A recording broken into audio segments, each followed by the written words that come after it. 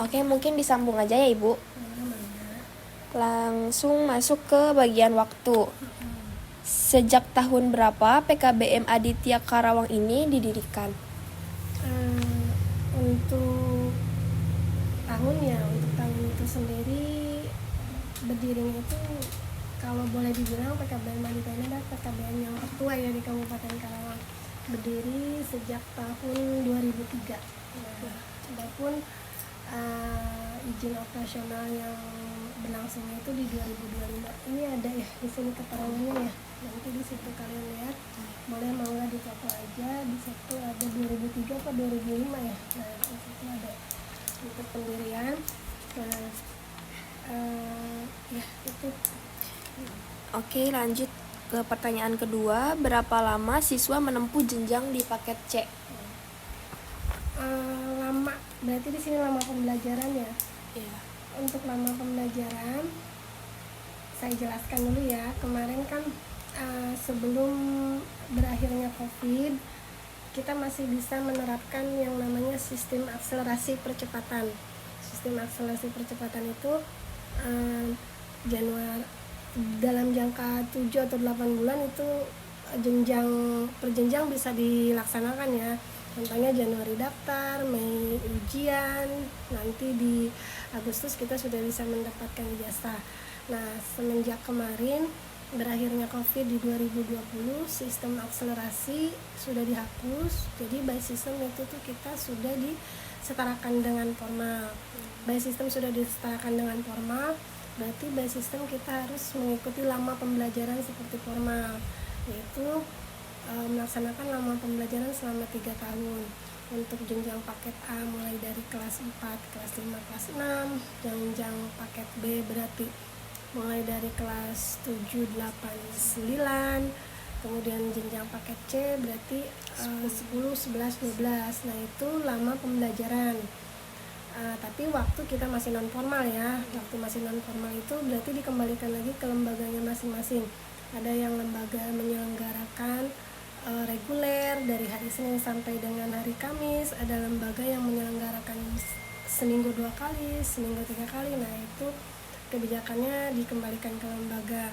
Nah, waktu lama pembelajaran selama 3 tahun itu sudah diterapkan semenjak kemarin di 2020 berakhir COVID, terkecuali misalnya ada anak contohnya ya anak-anak yang drop out, situ kan biasanya suka ada mereka punya rapot pindahan ya, rapot pindahan misalnya kayak naik ke kelas 8 atau naik ke kelas 11. Nah, berarti rapot itu adalah bukti untuk penempatan kelas. Nah, jadi bisa melanjutkan jenjang selanjutnya di PKBM. Berarti tidak 3 tahun, berarti sesuai dengan penempatan rapot tersebut.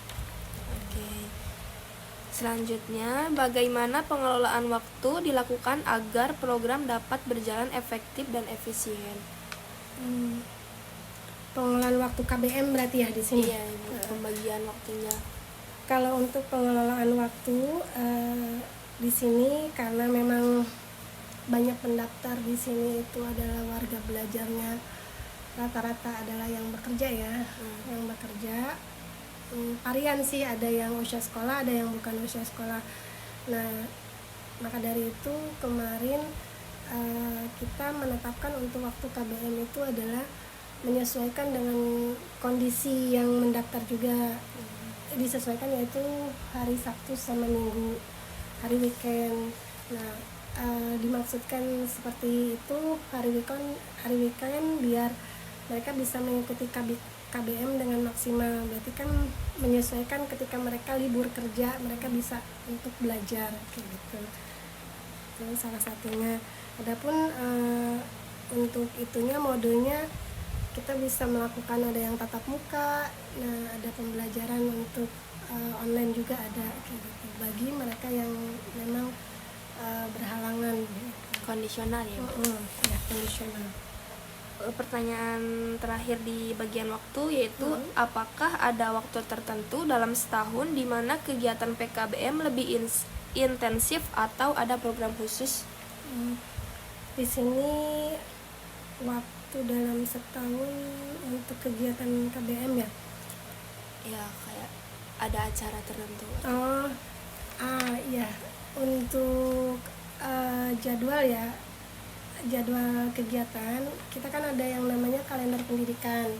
Kalender pendidikan kita karena memang kita sudah disetarakan dengan formal, akhirnya kita mengikuti kalender pendidikan formal. Mungkin hanya berbedanya seperti contohnya di formal ada yang namanya ODOSN, ya seperti itu kan. Nah, tapi mungkin di non formal di kesetaraan itu sendiri dengan nama yang berbeda, yaitu aksi setara. Nah, di situ aksi setara berarti boleh dinamakan unjuk kabisa para peserta warga belajar di PKBM. Terus ada yang namanya di kesetaraan itu di formal mungkin perkemahan ya kayak gitu. Nah, kalau di non formal dengan nama Jambore Kesetaraan. Nah, mungkin waktunya yang berbeda itu, misalnya pelaksanaannya bisa mungkin dahulu formal kemudian non formal seperti itu. Itu aja sih kita kalau untuk di sini untuk kegiatannya itu menyesuaikan dengan kalender pendidikan gitu. Mungkin akan lanjut oleh teman saya ya Bu. Bisa dilanjut Ibu ya. Sekarang terkait warga belajar. Ya, bagaimana latar belakang peserta didik yang mengikuti program di PKBM ini? Untuk latar belakang ya, latar belakang peserta didik ini sendiri yang memang masuk ke PKBM ini varian ya, varian dengan berbagai berbagai masalah kayak gitu kan, berbagai masalah, yaitu entah itu di kondisi finansialnya ataupun kayak gitu kan ketika si pendaftar itu datang ke sini kayak gitu kan, mereka mau mendaftar, mereka otomatis kan cerita kayak gitu kan. Ada yang memang kemarin terdampak dengan COVID dan akhirnya tidak bisa melanjutkan karena mungkin orang tuanya sudah tidak bekerja atau ini kayak gitu atau gimana gitu ya. Terus ada yang memang kondisi si anak sakit-sakitan terus kayak gitu kan, yang akhirnya tidak bisa mengikuti pembelajaran yang di formal secara reguler, yang akhirnya masuk ke PKBM. Nah, paling itu yang tadi varian bermacam-macam gitu dengan kondisinya. Bisa dilanjut Bu ya. Apa saja kriteria dan persyaratan untuk menjadi peserta di program PKBM? Untuk kriteria, kalau untuk kriteria di sini kalau dari segi umur kita tidak membatasi ya. Di sekolah non formal ini tidak dibatasi untuk usia. Silakan selagi mereka masih ada semangat untuk mengikuti pembelajaran sampai selesai, tidak dibatasi. Bahkan untuk kriteria usia masih ada yang usia sekitar 50, 60 yang masih belajar kayak gitu di PKBM. Itu salah satunya. Untuk persyaratannya itu sendiri diantaranya kakak, karena kan sekarang kita sudah terkoneksi ya dengan Disduk Capil. Pendaftar itu wajib, warga belajar yang mendaftar itu wajib mempunyai NIK dan kakak kayak gitu. Karena kan nanti di situ akan terlihat apabila NIK-nya sudah terdaftar di PKBM lain ataupun di sekolah formal lain, nanti itu akan terintegrasi gitu, dan itu tidak bisa gitu. Berarti kan akan ada double data, kakak, KTP, terus ijazah terakhir, raport terakhir untuk penempatan kelas. Nah, mungkin itu persyaratan utama. Dan yang paling utama adalah kakak yang sudah terintegrasi dengan Disduk Capil, yaitu sudah dipadu-padankan ya gitu. Oh, berarti untuk kriteria itu tidak ada batasan umur ya Bu. Dan untuk persyaratan administratifnya cuma kakak, KTP, ijazah terakhir ya paling ya. Iya. Oke, baik Bu. Lanjut Bu ya. Bagaimana cara PKBM menarik dan merekrut warga belajar? Ada beberapa cara ya. Di antaranya untuk perekrutan itu kadang ada dari teman ke teman kayak gitu kan. Terus ada dari orang tua terus ada dari guru kayak gitu, ini lisan mungkin ya mereka kayak gitu kan, sehingga mungkin mengetahui sekolah di mana gitu kan, di sana gitu kan. Nah yang lebih ininya lagi sih, kita ada website, kadang mereka langsung pas lihat di website dicari, ini ada PKBM di Kecamatan Karawang Barat, PKBM Aditya, itu sih salah satunya. Berarti lebih ke website Bu ya? Lebih ke website juga kita ada. Nah, ya varian gitu, ada yang website, ada yang mungkin dari alumni ke alumni kayak gitu kan. Kalau media sosial nggak ada nih?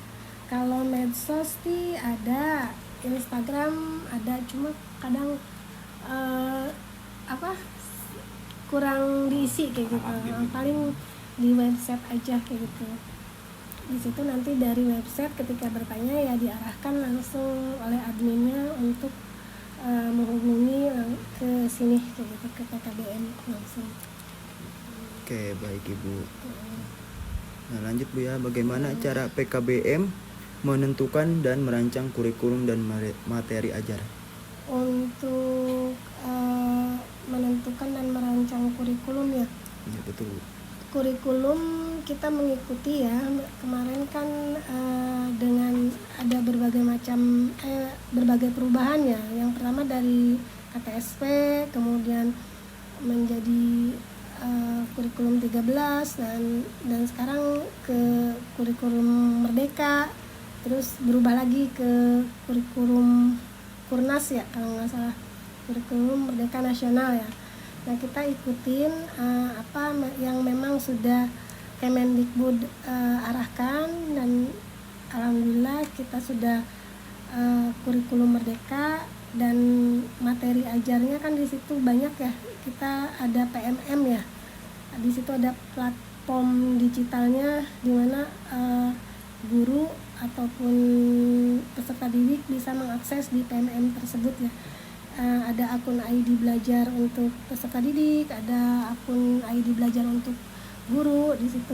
Jadi nanti guru bisa akses untuk PMM-nya itu untuk modul ajarnya, perangkat ajarnya, dan mungkin nanti untuk peserta didik di situ bisa mengakses lewat ID belajar seperti Canva, terus QCC dan lain-lain ya, mungkin itu.